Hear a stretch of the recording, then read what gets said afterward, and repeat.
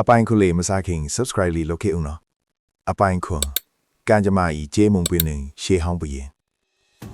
အောင်စံတီလူသားဘဝကိုဆွန့်လွတ်ပြီးနောက်သူ၏အကြအာယုံမှာတောအုပ်တစ်ခုလုံး၏အသက်ရှူတန်းကိုကြားနိုင်သည့်အထိထဲမြက်လာသည်နှိမ့်နွယ်နှင့်အတူတောအုပ်ကိုပြုပြင်ပြန်တန်းရင်ငိမ့်ချမှုကိုခံစားနေရသည်တောအုပ်၏အစွန်ဖျားတဲ့ရှေးဟောင်းစသားများပါရှိသောအနက်ရောင်ကြောက်တိုင်ကြီးမြေကြီးထဲမှရွတ်တွဲပေါ်ထလာသည်ထိုကြောက်တိုင်သည်ပတ်ဝန်းကျင်ရှိအပင်များကိုညှိုးနွမ်းစေသည်နင်းနွယ်ကထိုကြောက်တိုင်ကိုကြည့်သည်ထိတ်လန့်သွားသည်ဒါဟာအမောင်ဘရင်တီဟာပါဟုရဲ့ပြန်လာခြင်းနမိတ်ပဲဟုအောင်ဆန်းကိုတတိပေးသည်ဥပကံတွန့်ခဲ့သောအမောင်ပညာသည်ဤဘရင်ဤအကွင်းအကြံများသာဖြစ်သည်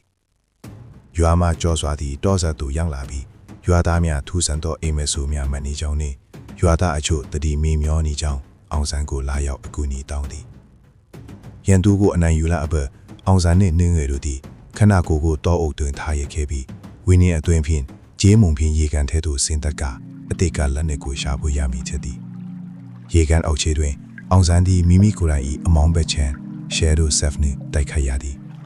မိမိကိုယ်တိုင်ကိုအနိုင်ယူနိုင်မှသာရှေးဟောင်းလက်နက်ကိုရရှိမည်ဖြစ်သည်အောင်ဆန်းသည်မိမိ၏ကြောက်ရွံ့မှုကိုအောင်မြင်သွားပြီးနောက်ရွှေရောင်တောက်ပသောနေမင်းရောင်ကြီးများတန်းကိုရရှိခဲ့သည်ဤများသည်အမောင်ထူးကိုထိုးဖောက်ဖျက်ဆီးနိုင်သည်သူတို့ဝိညာဉ်လောကမှပြန်ထွက်လာခြင်းတွင်အနက်ရောင်ကြောက်တိုင်မှထပ်ပေါ်လာသောအရေးစစ်သည်များသည်ရွာကိုဝိုင်းရန်ထားပြီးထစ်သည်အောင်ဆန်းသည်သူ၏လက်ဖမိုးမှတောက်ပသောတင်ခေတာကိုအဆုံးပြု၍တောစင်ရိုင်းများကြာသစ်များနှင့်ဝင်ဘလိုများကိုဆင်ခေါ်ကအမောင်စစ်သည်များကိုပြန်လဲတိုက်ခိုက်သည်တိုက်ပွဲတွင်အမောင်စစ်သူကြီးတို့ကအောင်ဆန်းကိုအနောက်မှလှုပ်ချန်ရန်ကြိုးစားစဉ်နင်းနွယ်ကထိုမ၏ဝိညာဉ်စွာအားဖြင့်ကာကွယ်ပေးသည့်တန်ရာပြင်းထန်စွာရရှိသွားသည်နင်းနွယ်ထိုက်ခိုက်သွားသည်ကိုမြင်သောအောင်ဆန်း၏ဒေါသကြောင့်တောအုပ်တစ်ခုလုံးမှုန်ထမ်းလာသည်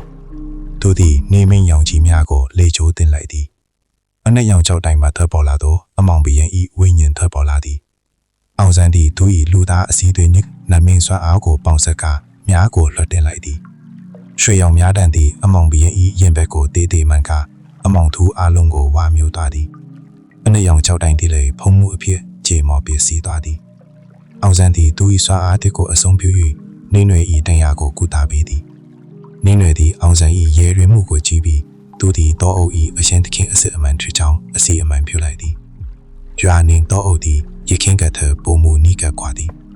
အောင်ဆန်းနှင့်နင်းနွယ်တို့သည်လာရောင်အောက်တွင်အတူရက်နေရင်နောင်လာမယ့်မြစ်သည်အန်ဒရေကိုမဆိုအတူတူရင်ဆိုင်သွားရန်လက်ချင်းတွဲကကတိပြုလိုက်ကြသည်အပိုင်းခုနှစ်ကဒီမှာတွင်ပြီးပါပြီနောက်လာမယ့်အပိုင်း8ကိုစောက်ပါ